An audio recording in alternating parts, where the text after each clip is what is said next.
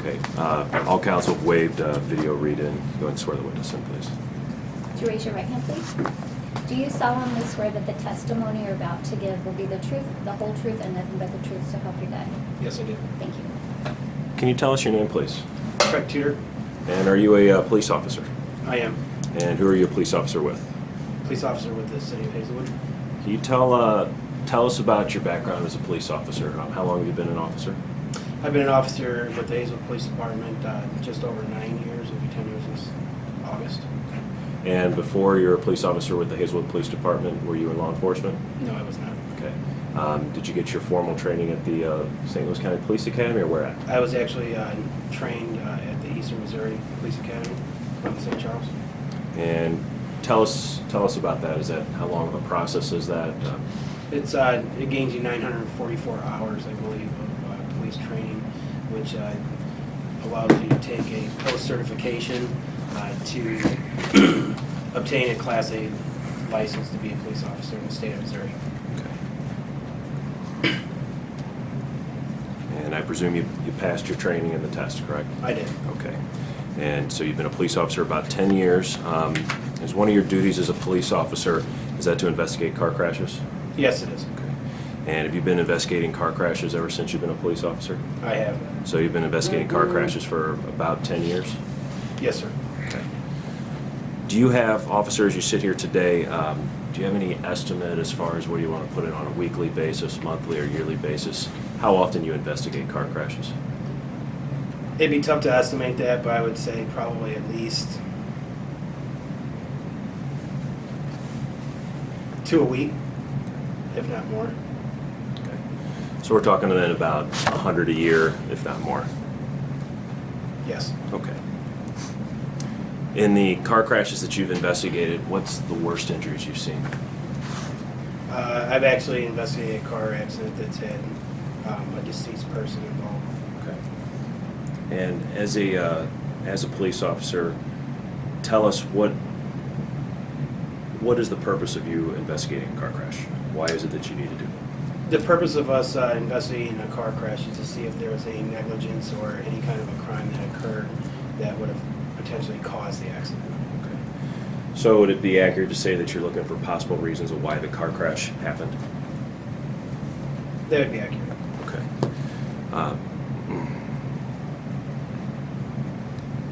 Now, as a police officer in the state of Missouri and for the city of Hazelwood, you've been trained on the rules of the road, speeding, stop signs, what drivers are supposed to do and what they're not supposed to do. Is that correct? Yes.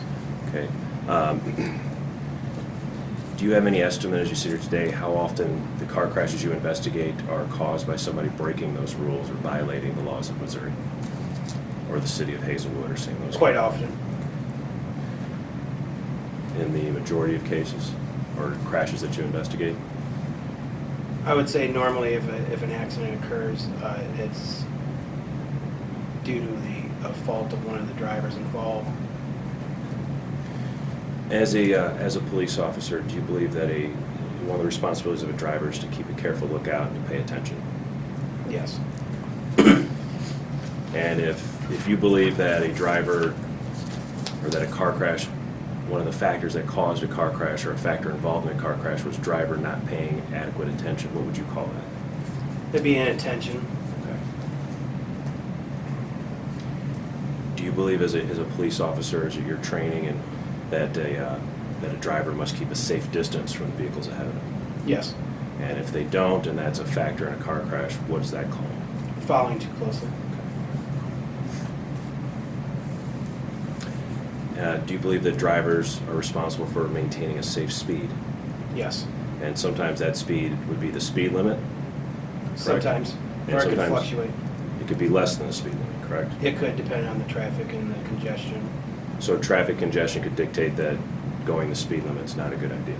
It could. Okay.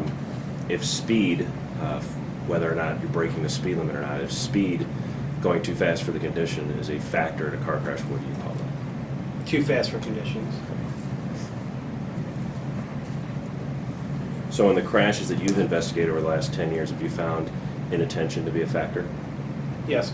Have you found going too fast for the conditions to be a factor? Yes.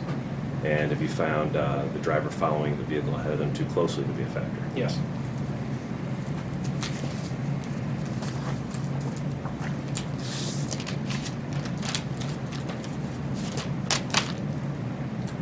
Officer, in a second here, I'm going to hand you what's been marked for identification as Plaintiff's Exhibit 2, which are the 2011 statistics by the state of Missouri, the Missouri Statistical Analysis Center, which is maintained by the Missouri State Highway Patrol. You want to look at that? I already looked at it. I'm Be- just going to insert an objection to all questions regarding that exhibit, a foundation objection. Ben, I won't interrupt you if I can just have a running objection to questions that you ask him regarding material contained in Exhibit 2. That's fine. And I'll join. Okay. Officer, when you make a report, what's the name of the system that's put through? Is it called STARS? We actually use a reporting system that is ITI system. Okay. As far as accident reports, those are entered into a STARS format within the ITI system, which is then turned over to the state. Okay. And is the STARS, do you know what that stands for? I don't. Is it Statewide Traffic Accident Record System? Sound about right? It does sound right. Okay. Not very good with acronyms. Okay. So I'm going to hand you the report from the state of Missouri with the statistics, and this is for 2011, which is the same year that the crash we're here on today occurred. And, I want to talk to you about too fast for conditions, following too close, and inattention that we already talked about. Sure. And on that sheet from the Missouri State, does it indicate in 2011 that there were 142,966 crashes that were reported through the STARS system in the state of Missouri? That's what it says. Okay. And does it indicate that 27.2% involved inattention? Yes. I know you don't have a calculator in front of you, but 27.2% would be 38,886. Does it also indicate that 16.8% of those crashes, or 24,018 of those crashes, involved the driver going too fast for conditions? That's what it says. Okay. And that 14.9%, or 21,301 crashes, involved drivers following too close that we discussed. Is that correct? That's what this says. And then it also has an area for fatal crashes. A fatal crash would be obviously somebody who dies as a result of a car crash, correct? Yes. And in case that 37.8% of fatal car crashes involve a driver going too fast for conditions. Is that accurate? Yes. Thank you, officer.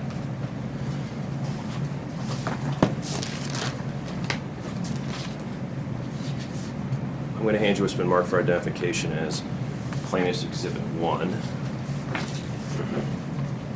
Could you identify that? It's a 7-page document. Could you identify that for me, please? This is a copy of an accident report. Okay. And is that crash report, is that a report that was completed by you? Yes, it was. Okay. And is that report number 2011-01693? It is. Okay. And what's the date of that report? Date of the report is 4/26/2011. Okay. And on that first page at the top there, it indicates the time of the crash, the time you notified, and the time arrived. What were those times? Time of the accident was 17:12. Time notified was 17:13, and appears there's a mark in the paper, but I believe it was 17:26. Okay. And that was on April 26th of 2011, is that right? Yes. Okay. Now that report marked as Exhibit 1, you personally responded to that car crash? I did. Okay. So were you the investigating officer? I was. Were you also the reporting officer? I was. Were you able to tell us when you completed this report? As far as whether you did it that day, the next day? I normally finish all my reports within that day. Okay. Did you check your records before the deposition started today to see when you completed this specific report? Yes, I did. Okay. And when did you complete this specific report? Completed the report at 19:07 on that day. Okay. So that would be within 2 hours of the crash? Yes. So when you arrived at the scene of the crash, did you perform your investigation? I did. Okay, and as part of that investigation, you're trying to determine why the crash occurred. Yes, Do you take notes? I do. Tell us generally, then we'll ask specifically about this crash. When you arrive at a car crash such as this, what is it that you do? I normally ask the drivers if they were injured, so I would know if I needed medical assistance, and then I normally interview the drivers for what actually occurred or their statement of what occurred. And you have a notebook or a notepad, I do. and you take those notes? I do. Okay. And do you have those notes with you later that day when you complete the report? I do. So other than your notes and your memories or anything else that you have, documentation you have to complete a report such as this? No. Okay.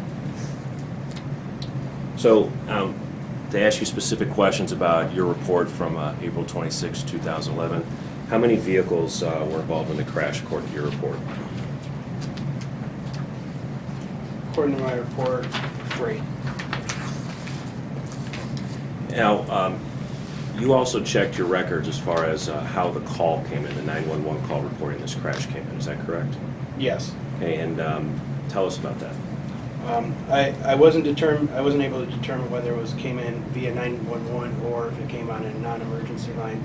However, it did come in as a 3-car accident without injuries, involving, I believe, a blue, red, and a white vehicle. Had the call come in talking about a 4th vehicle that did not stay at the scene, would that be indicated in the call-in? It would have been classified as a different type of report. It would have been classified as a leaving the scene report, which is actually a criminal report. So there would have been a lot. Anytime a call comes in to our dispatching center, there's notes that go along with that call. If there was, such as vehicle descriptions. If there was injuries, sometimes people will report what their injuries are, and all that is logged by our dispatchers so they can inform the officers responding to that scene. So when you were informed to respond to the scene, the initial dispatch, you're told it was a 3-car crash with no injuries involving a red, blue, and a white vehicle, correct? That were now on the shore. Okay. Nothing was said about any other vehicles involved in that No. crash? Okay. Did you talk with all 3 drivers of those different vehicles? I did. Okay. Were there any passengers in those vehicles? Or anybody else you spoke with, any other witnesses?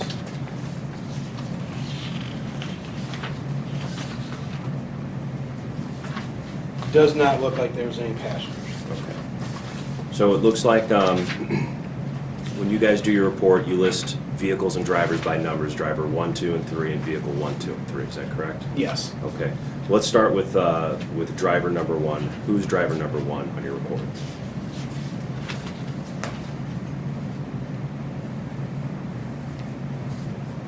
Driver number 1 was Dominic Oswald. Okay.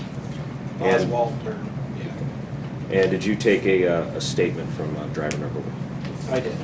And that would be on page 6 under your narrative section. Is that correct? Yes. Okay. What did driver 1 tell you, and what did you report that he told you? He said he was traveling eastbound on 270 west of McDonald Boulevard in traffic lane number 5. He stated that the traffic in front of him, it came to a stop. He tried to stop, but the front of his vehicle struck the rear of vehicle number 2, which was traveling in front of him. To say,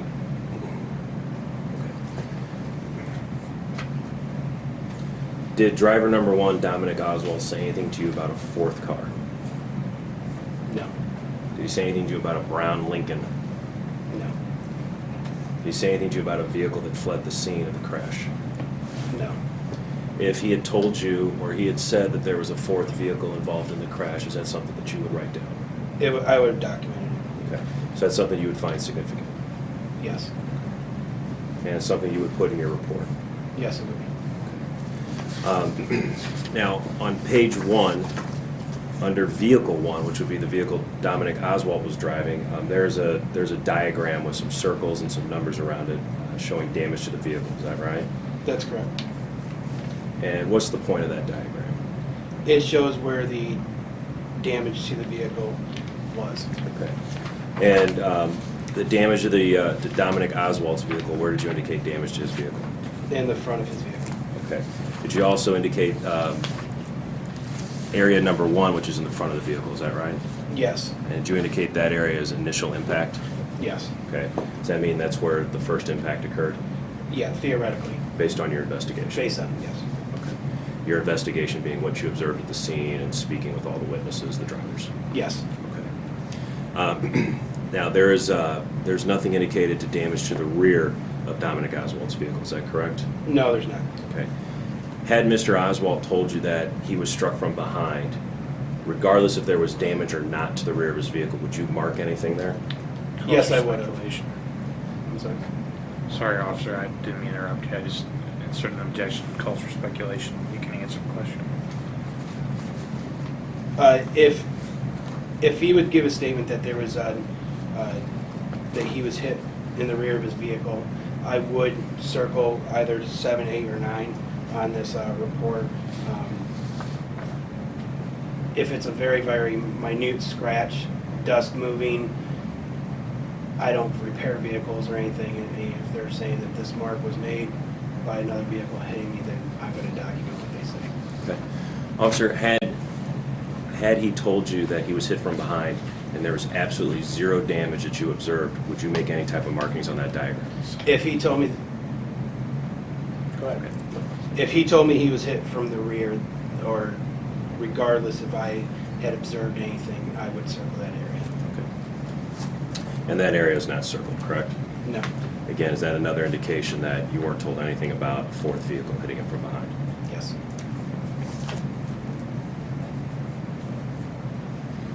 Did you indicate who driver number 2 was, correct?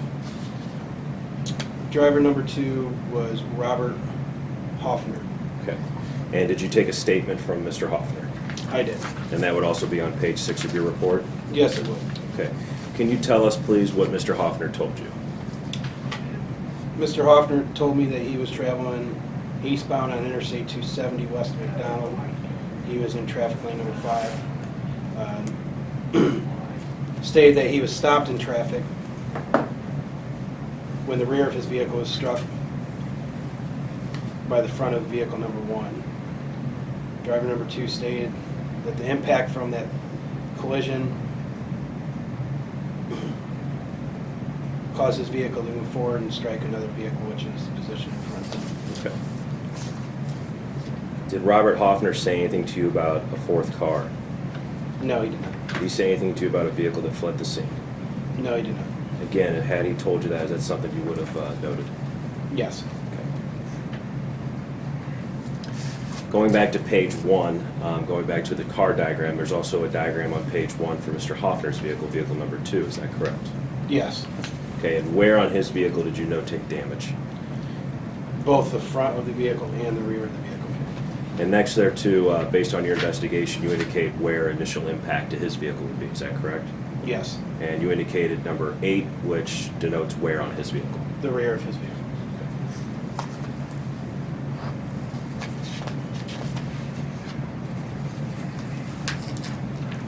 And you also noted damage to the front of his vehicle, is that right? Yes. Okay. Did you, and I believe it's on page 2 of your report, you identified who driver number 3 was, is that right? Yes. Was Mary that- Gray. And did you take a statement from driver number 3, Mary Gray? I did. And again, that would be on page 6, your narrative, is that right? Yes. And what did driver number 3 tell you?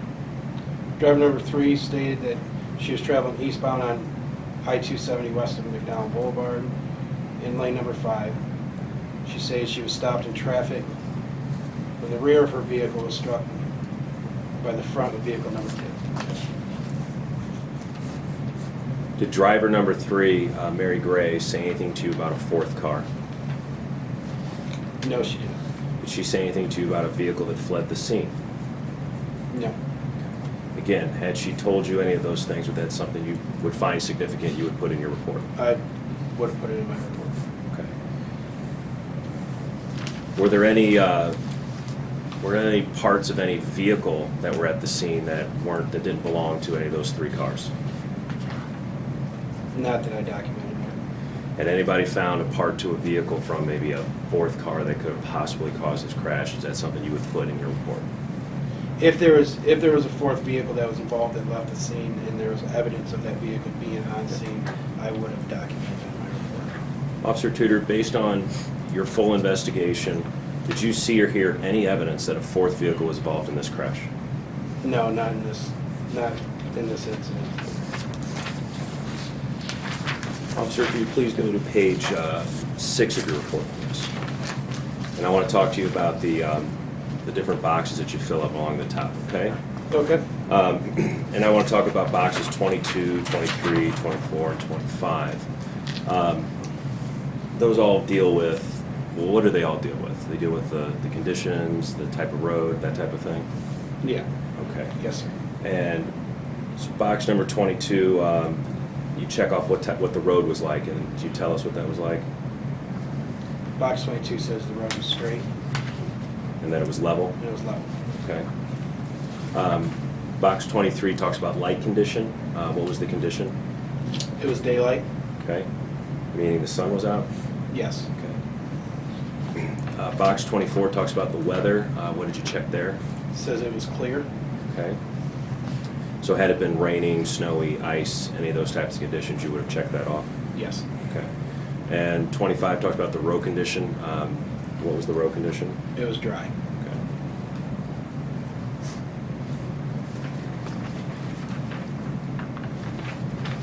Okay. Officer, based on your training and your investigation, what factors do you believe were involved in this crash?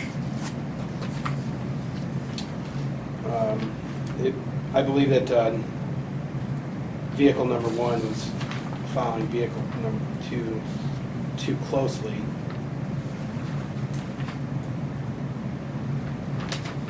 And do you also believe that vehicle number 1 was driving too fast for the conditions? Objection leading. Agree and asked and answered. I'll strike that. I'll re-ask it. Officer, box 19 talks about probable contributing circumstances. Is that correct? Box 19 says... Yeah, on page 6. Box 19? I'm sorry, box 18. Bad copy. Yes, it does. Okay. And does that indicate what factors you believe were involved in this crash? Yes. Okay. And based on that, what factors do you believe were involved in this crash? Boxes too fast for conditions and following too closely. So based on your investigation of this crash, do you believe Dominic Oswald, or it was a factor in this crash that Dominic Oswald was driving too fast for the conditions? Yes. Do you believe it was a factor in this crash that Dominic Oswald was following Mr. Hoffner too closely? Yes. Do you believe it was a factor in this crash that Dominic Oswald was not paying proper attention? Objective foundation and form.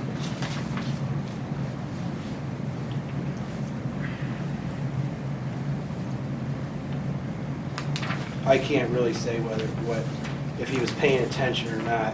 Okay. There is I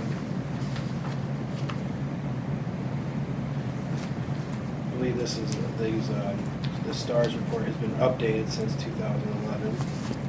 So I'm not seeing. I believe in the newer STARS report now there is actually a box that says inattention and reason of, which puts him in a different shoe. For what it's worth, I'll move to strike that as irrelevant. Officer, let me ask you this. Based on your experience, your investigations, is inattention a common factor in rear-end crashes? Objective form. You go ahead. It can be, yes.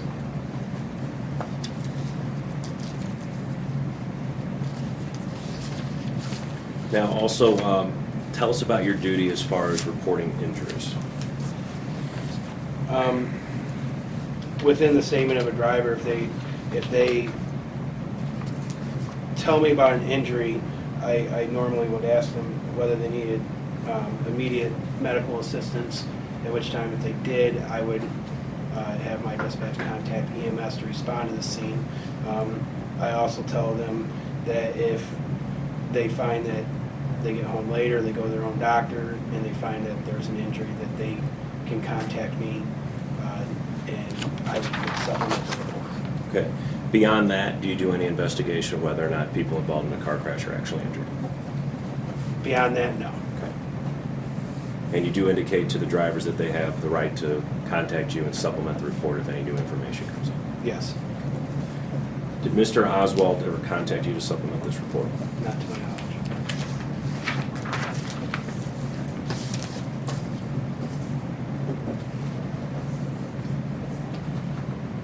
Officer, is this report a true and accurate copy of the report that you made in this case?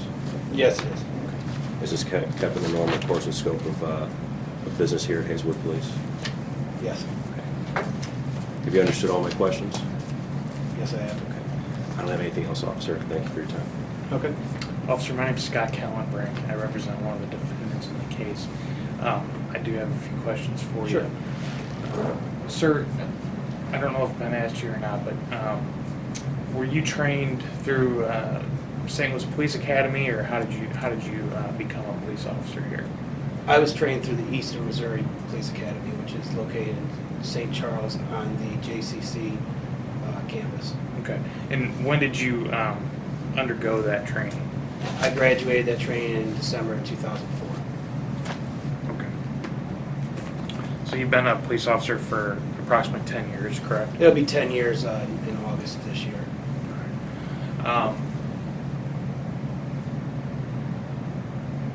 I'm not aware, but I assume there's some kind of test that you have to take as a police officer in order to be able to fully pass the academy and become an officer, correct?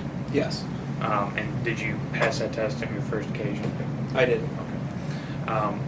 How long is the police academy? How many years? How many months? Whatever. I believe both academies have different lengths of time depending on if they consider you a full-time or a part-time. The program that I took was a part-time, which was a year program.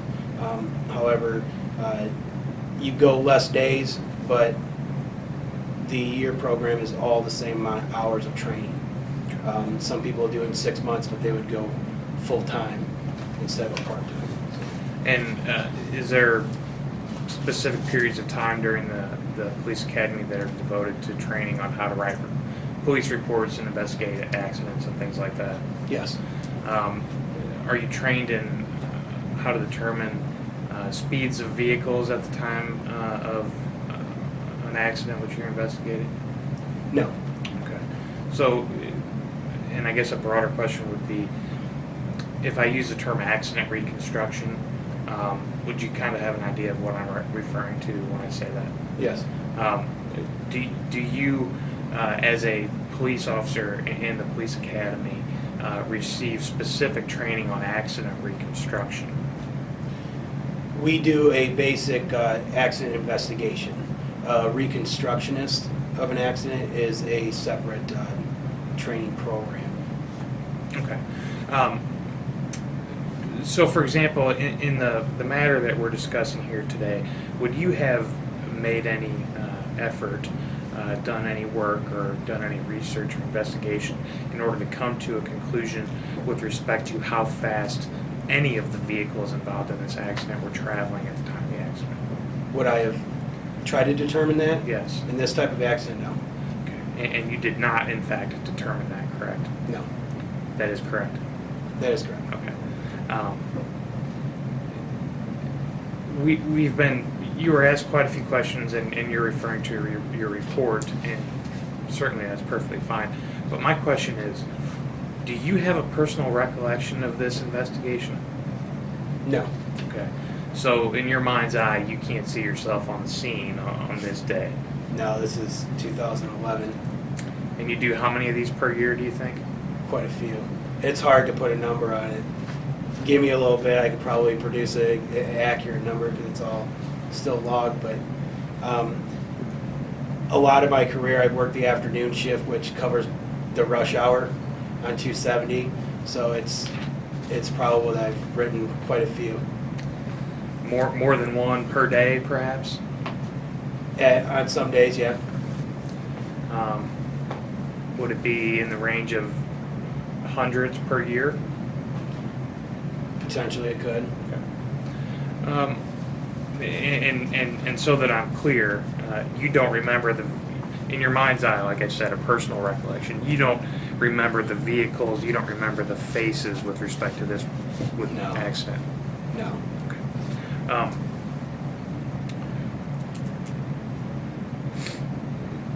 Officer, have you spoken with the plaintiff's attorney, Mr. Sansone, who was asking you the questions today, prior to today? I have had a conversation with him. How many conversations? I believe it was one over the phone to set this up, and just a few minutes prior to us starting this deposition. When he contacted you on the phone, for how long did you speak with him? Do you remember? It was very brief, just that he wanted to do a video deposition for this case. I believe he told me who he was representing and the reasoning for the deposition. Okay. And then you spoke with him today as well before the depot. Yes. How long did you meet with him before the depot? It was probably maybe 10 minutes. All right. Did you go over any materials with him? He did. What- He went over the report and some of the questions that he was going to be asking me. Okay.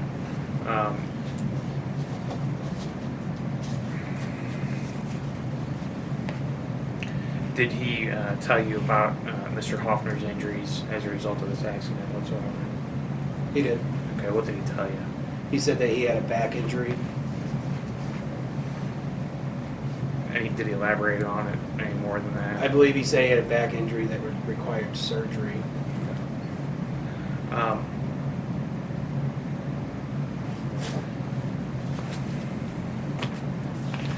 As we said, this accident that you investigated was on the shoulder of Highway 270, correct?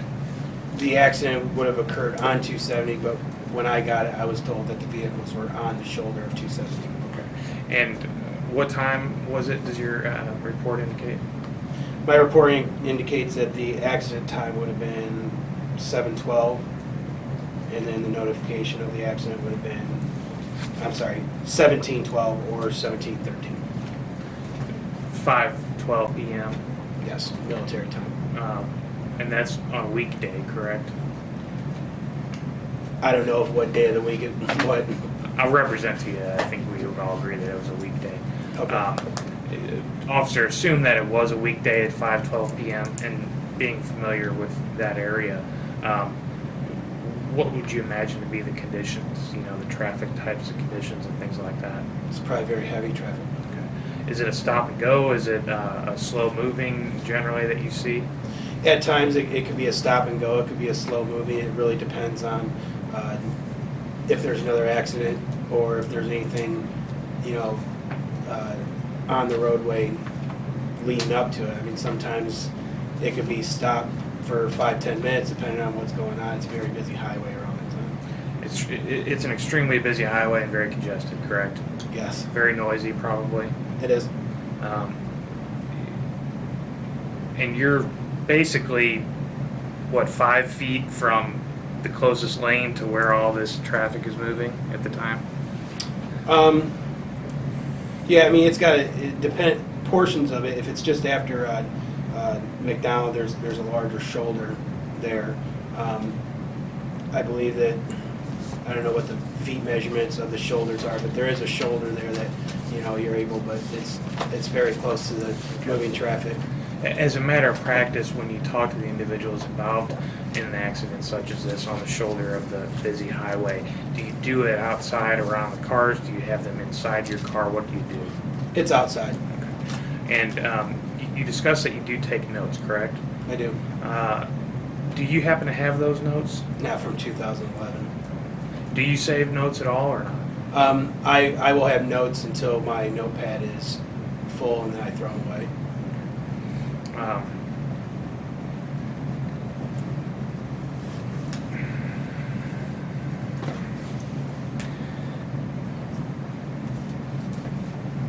In response to one of my questions just a few minutes ago, you talked about another accident, and that leads me I'm sorry, you talked about if another accident had occurred.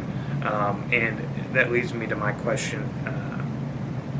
There's been testimony in the case that another accident did in fact occur after this one had happened, and that the parties were pulled off when the parties were pulled off on the shoulder of the road.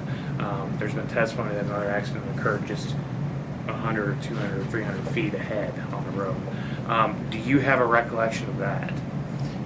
I was not dispatched to that. I can only work one accident at a time. However, those records, whether there was another accident called in around the same time in the same area, is available because everything's logged through our reporting system. I can't testify whether there was or wasn't. You don't have a personal recollection of standing there and interviewing any of these drivers and being there when another accident occurred on the roadway? I have no idea. Okay, fair enough. Do you have an understanding or knowledge of how many other accidents you investigated that day other than this one?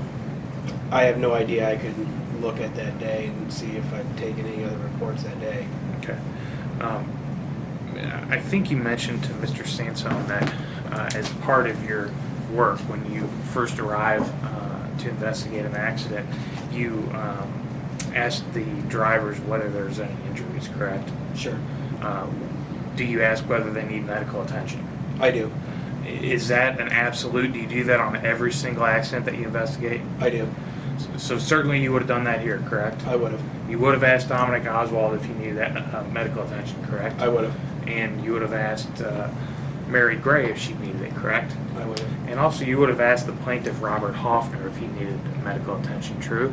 True. And in this case, did Robert Hoffner indicate to you that he did need medical attention?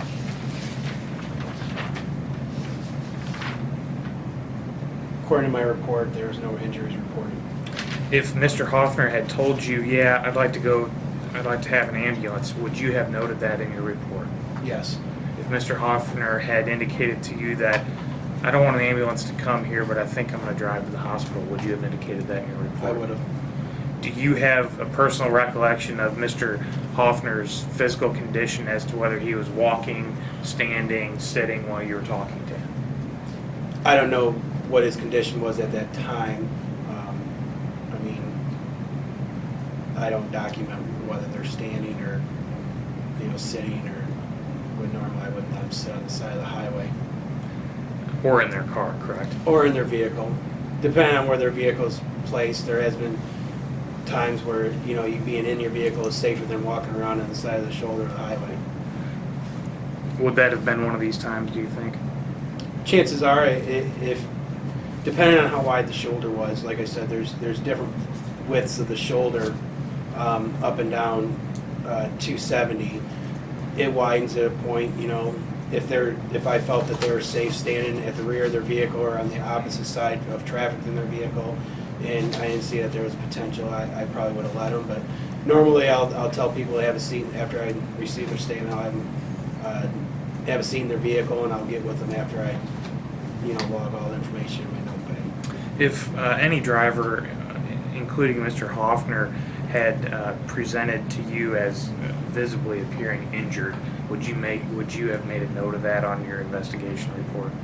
Yes, I would have asked him if he wanted a ambulance, even if he would have told me that he did not want an ambulance. However, he would have been complaining about any kind of injury. I would have noted that, and it would have also changed the type of report that was written.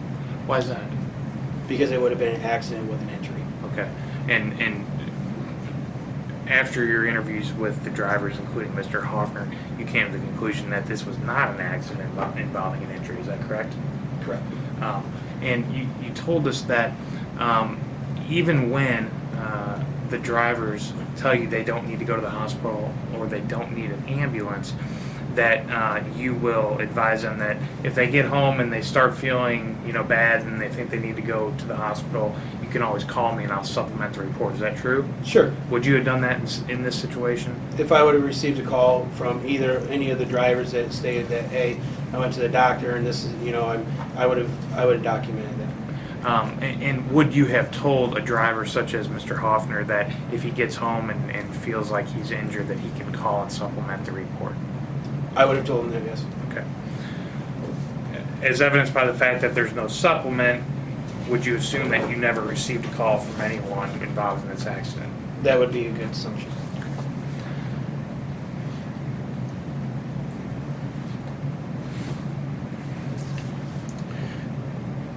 On page 6 of your report, officer, we spoke about box 5 that you checked, which says too fast for conditions. On 6 or on... He's talking about box 18, line 5. Oh, Oh yeah, I have a bad copy. I'm sorry about my that. copy's not the greatest. At any rate, do you see what I'm talking about there? I do. Okay. I think that we ran through the conditions that you noted in the other various boxes here. Concrete at the location, it was daylight, it was clear, the vision was not obscured, it was a straight stretch of road with a level profile, and the pavement was dry. Is that correct? Yes. My question then is, well, strike that. And you told me earlier that you did not make a determination as to how fast any of the vehicles were going, correct? No, That is correct. that is correct. What then are the conditions that dictate a finding of too fast for conditions?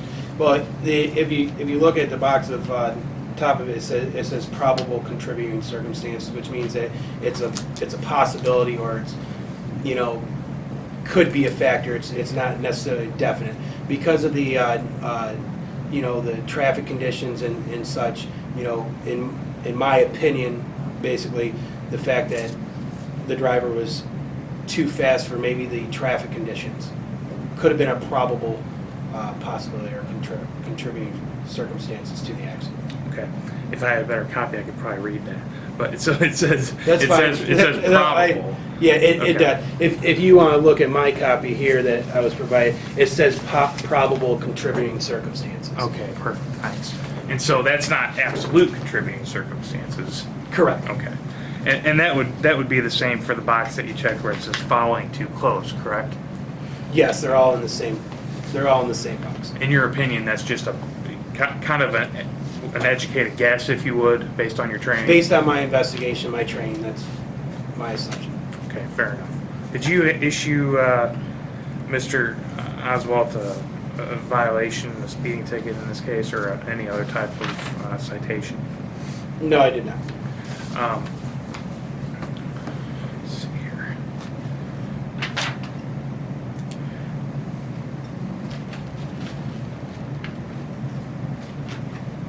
I guess maybe one last area for you, sir, regarding your notes.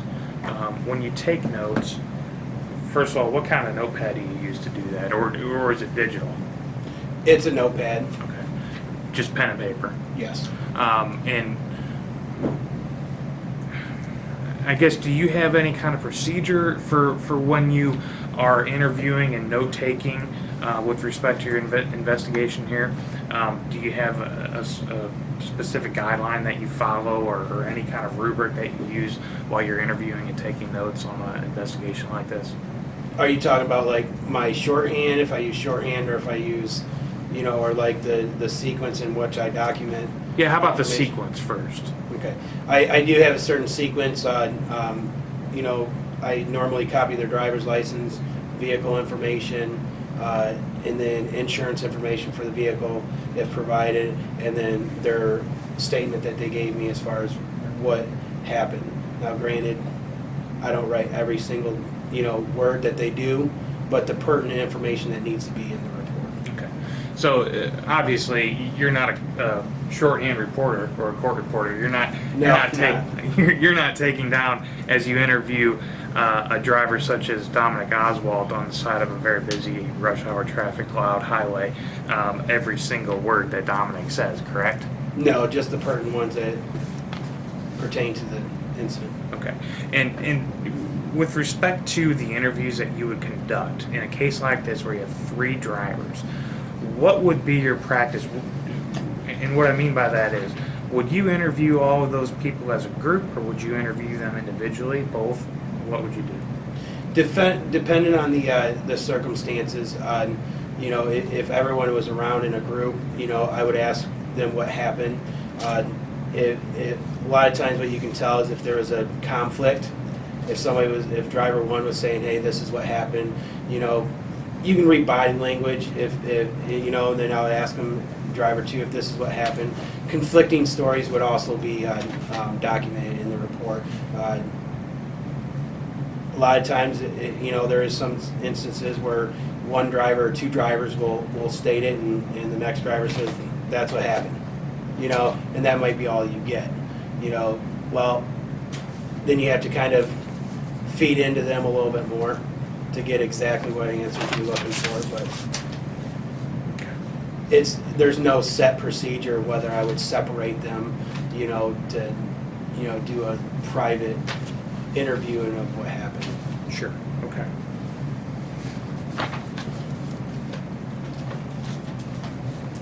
Do you have any? Just a couple. Officer, I'm going to go ahead and pass you off. I think that's all I have for you today. Thank you for your time. Thank you. Hi, officer. My name is Catherine Smith, and I also represent one of the defendants in this Okay. matter. And I just have a couple questions. Sure. The first one being, you didn't witness the accident, correct? No, I did not. So any of the testimony that you're providing today basically came secondhand? Yes. It comes from what other people have told you about the accident? It comes based off of the statements of the people that were either involved or if there was a witness that was a witness to the accident. It's statements that they give me. So you can't testify with any certainty as to the cause of the accident because you didn't see it? No, That's true? that's true. Understood. I don't have any further questions. I was just objecting to form. Do you think that's clean, or do you want to clean that up? Did- I got it. Okay. Okay. Sorry, Ben. It's okay. I'm done. I don't have anything else. Officer, I know you said this is your first deposition. It is No video way. 10 deposition. years? Yeah, that's what I said. First video deposition on a, You have the right to read it or waive signature. You can read it, see if there's any typos, and then sign it. It's kind of a pain in the butt. I would waive signature. I mean, we've got it videotaped, and she does a good job, so. yeah, that'd be like me checking her work, wouldn't it? Yeah, pretty much. Kind of like you guys check mine. But I agree with your work. All right, thank you, officer.